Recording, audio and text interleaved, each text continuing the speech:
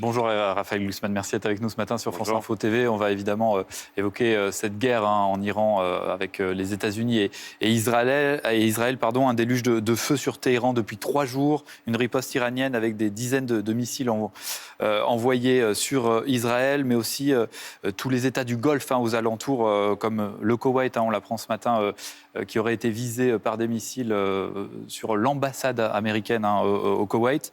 Est-ce que, Raphaël Glucksmann, nous sommes entrés dans une guerre totale et une guerre durable?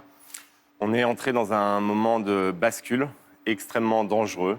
Il y a un réel risque, on le voit là, d'embrasement de toute la région. Et ce moment-là, il ne va pas s'arrêter rapidement. Et de manière plus générale, depuis des semaines, nous sommes entrés dans un moment plastique de l'histoire, où en fait les choses s'accélèrent. Et c'est un moment extrêmement dangereux. Et il faut que l'Europe, qui n'est absolument pas préparée à ce type de moment historique, prenne au sérieux la situation et affirme sa souveraineté et se développe. J'espère que nous aurons le temps d'y revenir. Est-ce que quand même vous vous réjouissez que des bombardements américains ont permis d'éliminer le guide suprême Khamenei et que finalement le régime des Mollahs puisse peut-être à terme être éliminé? Est-ce que ça c'est une bonne chose? Est-ce que vous félicitez de ces bombardements américains qui ont peut-être permis ça? Vous savez, Khamenei, c'est un tyran qui a sur la conscience des centaines de milliers de morts, jusqu'au mois de janvier dernier, où il y a eu 30 000 morts, plus de 30 000 morts dans la répression des manifestations du peuple iranien qui ne réclamait qu'une seule chose, sa liberté. Et donc moi, je ne verserai pas une larme sur le sort d'un tyran comme Khamenei. Et je comprends la joie des Iraniens. Maintenant, notre devoir, c'est aussi d'alerter sur les risques. Et nous ne pouvons pas suivre de manière complètement inconditionnelle Donald Trump et Benjamin Netanyahu. Nous ne pouvons pas leur faire confiance. Nous ne pouvons pas accepter une intervention qui s'émancipe de tout cadre international. Et donc, c'est le cas là? Il s'est émancipé de tout cadre international? Il n'y a Donald aucune Trump consultation des alliés, rien. C'est une décision de Donald Trump et de Benjamin Netanyahu.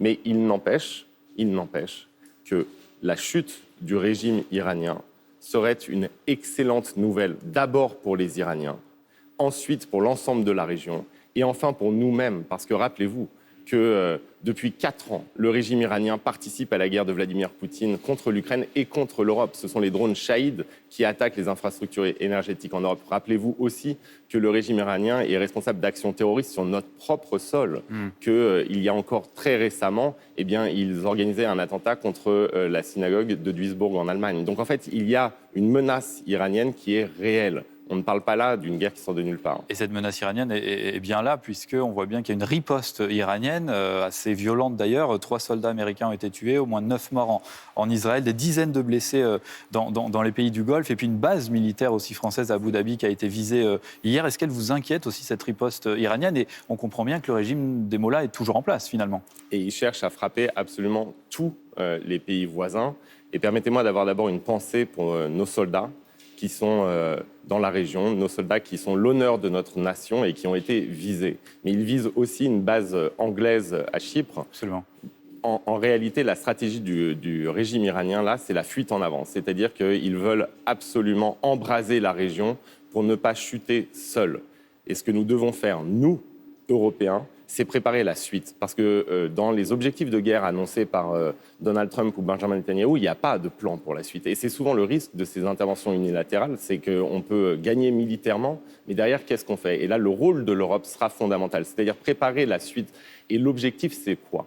L'objectif, ça doit être que les Iraniens puissent, comme ils le méritent tant, vivre libres, organiser une transition démocratique, faire en sorte que l'opposition au régime puisse s'unir et organiser cette transition. Et là-dessus, l'Europe, respectueuse du droit international, respectueuse du cadre multilatéral, a son rôle à jouer. Et jusqu'ici, elle ne le joue pas. Raphaël Glucksmann, vous parlez du rôle des Européens. J'ai envie de vous parler aussi du rôle de la France. Emmanuel Macron a dit nous n'avons pas été prévenus et nous ne sommes pas impliqués dans cette opération militaire conjointe entre les États-Unis et Israël contre l'Iran. Ça dit quoi de notre pays? Est-ce que nous sommes totalement hors jeu? Est-ce que c'est un terrible aveu de faiblesse de la part de la France et de l'Europe? Ça dit déjà que nous ne sommes pas, si vous voulez, des suiveurs de Donald Trump. En réalité, Donald Trump décide seul et nous n'avons pas, nous, à endosser la responsabilité d'actions qui sont décidées par Donald Trump seul. Mais le fait qu'il ne nous en informe pas, Mais ça prouve d'abord un changement. Allié, en fait. Ça prouve d'abord un changement aux États-Unis d'Amérique, parce que la tradition américaine, même quand ils menaient des opérations unilatérales, c'était de prévenir les alliés et de discuter avec les alliés. Désormais, Donald Trump considère qu'il n'a pas d'alliés en Europe et d'alliés auxquels il devrait quelque chose. Et donc, en réalité, nous nous retrouvons seuls. Et c'est ce que je dis, moi, depuis l'élection de Donald Trump. Nous sommes aujourd'hui, nous, Français, nous, Européens, seuls. Et il faut assumer cette solitude. C'est la fin de 80 longues années. 80 longues années où nous avons délégué notre souveraineté, notre sécurité aux États-Unis d'Amérique. À la fin, en dernière instance, c'était les Américains qui protégeaient l'Europe. Et bien désormais, cela a pris fin sous nos yeux. Et donc nous sommes aujourd'hui, nous, en responsabilité absolue. Et là, ça se confirme, c'est ce que vous dites. Ouais, et nous devons organiser notre propre sécurité, notre propre défense. Nous devons devenir souverains. Nous devons être capables d'avoir notre propre rôle, notre propre voix dans le monde. Vous dites qu'on n'est pas des suiveurs, hein, ce sont vos termes de Donald Trump. Pourtant, la France et nos alliés britanniques et allemands disent depuis hier soir qu'ils sont prêts à des actions défensives, ce sont les termes, hein, pour détruire les capacités militaires de l'Iran. Alors, en fait, on ne peut rien faire sans Donald Trump, toujours. Mais en réalité, on le suit. Pourquoi ils ont dit ça ? Ce n'était pas la réaction initiale du président de la République française. Pourquoi est-ce qu'ils ont dit ça ? Parce que l'Iran a visé les bases européennes, parce que l'Iran a visé les alliés de l'Europe, de la France, du Royaume-Uni, de l'Allemagne. Et que donc nous sommes, nous, emmenés dans cette situation par le régime iranien et par sa réplique. Et donc, ça ne change pas le fait que nous ne sommes pas partie prenante de cette offensive, que nous n'avons pas été consultés, que nous n'avons pas été impliqués, et que la France, qui a une responsabilité particulière en Europe, nous allons y venir, parce qu'elle est la seule puissance nucléaire de l'Union européenne et la seule puissance nucléaire européenne totalement indépendante et autonome, nous avons une responsabilité immense qui est celle de l'affirmation de la souveraineté de l'Europe. Parce qu'en appeler au droit international simplement en disant « attention, attention, attention, le droit international », cela ne suffira pas. Ce qu'il faut, c'est construire notre propre puissance, notre propre souveraineté. Ça doit être notre obsession, parce que cette parenthèse qui est ouverte n'est pas une parenthèse. C'est le monde dans lequel nous allons malheureusement devoir vivre pendant très longtemps. Alors Raphaël Glucksmann, avant qu'on parle de la dissuasion nucléaire, en effet, Emmanuel Macron a tenu en moins de 24 heures 2 conseils de défense. À quoi ça sert concrètement, vu le poids de la France aujourd'hui dans le monde ? À quoi ça sert de réunir nos conseils de défense, puisqu'on voit qu'on a très peu d'impact sur les décisions de Donald Trump et d'autres puissants de ce monde ? Mais ça sert déjà à préparer notre propre défense. Vous savez, quand vous avez vos bases militaires qui sont visées, quand vous avez des menaces qui viennent du régime iranien sur l'ensemble de la région, quand vous avez un impact qui va être économique et puissant lié à la fermeture du détroit d'Ormuz, eh bien, en réalité, vous avez le devoir d'organiser la position française. C'est pas de l'ordre du symbolique ?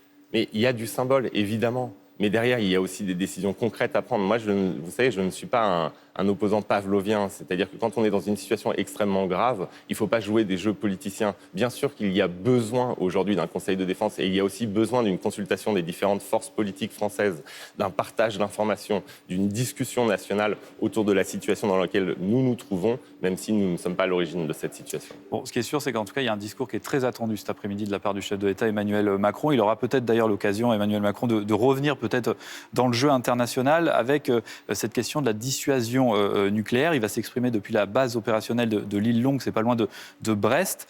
Qu'est-ce que vous attendez d'abord de cette prise de parole ? Et est-ce qu'il faut qu'Emmanuel Macron annonce que la France est prête à partager notre dissuasion nucléaire avec nos alliés européens à l'échelle de l'Europe, quand on voit les menaces, les tensions et les conflits mondiaux qui nous visent directement ?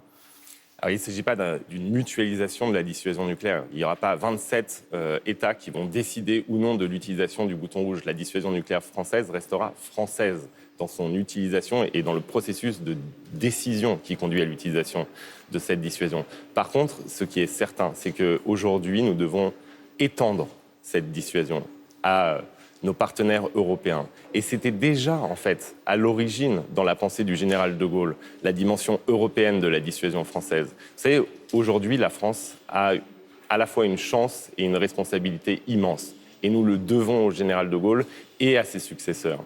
C'est que nous sommes la seule puissance nucléaire autonome européenne. Nous sommes le socle, en réalité, sur lequel l'Europe souveraine peut se construire. Nous sommes la locomotive de cette Europe de la défense qui doit advenir. C'est un destin immense pour la France. En réalité, nous sommes, nous, la base sur laquelle les autres Européens peuvent construire leur indépendance et leur souveraineté et leur sécurité. Et ça intervient à un moment, on le voit en Iran, mais on le voit en Europe depuis plus de 4 ans, ça intervient à un moment où la guerre a fait son retour sur le continent européen, où la Russie menace directement nos nations. Donc la France a un vrai rôle à jouer, c'est ce que vous dites. Si nous soutenons l'Ukraine depuis 4 ans, c'est pas simplement par solidarité internationale, c'est parce que notre sécurité est en jeu, parce que notre avenir est en jeu en Ukraine et parce que nous sommes les cibles de la guerre russe. Et donc dans ce contexte-là, le discours d'aujourd'hui est fondamental. Il doit, le président de la République, exposer à la nation, sans rentrer dans trop de détails puisque l'ambiguïté stratégique doit demeurer, la doctrine de la France et dire simplement qu'est-ce qu'on va faire de cette puissance nucléaire qui est le socle de notre indépendance et de notre souveraineté et le socle demain de l'indépendance et de la souveraineté européenne. Et donc quand on dit que la France est désarmée, que la France est une nation qui s'effondre, que la France est une nation qui décline, eh bien moi je veux rappeler que nous sommes, nous, les seuls à pouvoir garantir la souveraineté et l'indépendance de l'Europe. Raphaël Glucksmann, sans transition, je voudrais qu'on parle de la France insoumise et de Jean-Luc Mélenchon, qui a ironisé hier lors d'un meeting à Perpignan, meeting des municipales, sur la prononciation de votre nom de famille. Quelques jours après avoir provoqué un tollé sur la prononciation du nom du criminel sexuel Epstein, je voudrais qu'on écoute Jean-Luc Mélenchon et on vous fait réagir juste après. Gauche, comme M. Glucksmann, et je ne sais qui encore, Glucksmann, pardon. Après, j'en ai pour des heures, quoi. Qu'est-ce que vous avez envie de lui répondre ce matin, Jean-Luc Mélenchon ? Vous savez, dans un moment aussi grave, on a un homme qui s'adonne à des calembours sur des noms à consonance juive. Mais, vous savez, ce n'est pas une tradition de gauche. On sait d'où ça vient dans l'histoire de France. On sait qui a fait ça à travers l'histoire. Et Jean-Luc Mélenchon le sait pertinemment. En faisant cela, il s'exclut lui-même de la gauche et de la République. On ne joue pas avec une salle sur des noms à consonance juive ou à consonance étrangère. Ce n'est pas la tradition de la République. Et donc en faisant cela, Jean-Luc Mélenchon confirme aux yeux de tous qu'il est devenu le Jean-Marie Le Pen de notre époque, de notre temps, qu'il est devenu ce mélange de trublion et de clown qui joue avec les pires codes de l'extrême droite française et de l'antisémitisme. C'est de l'antisémitisme. Ce sont des propos antisémites prononcés par Jean-Luc Mélenchon à votre rencontre hier ? Mais quelle est la seule connexion entre Epstein et Glucksmann, si ce n'est d'avoir des noms à consonance juive ?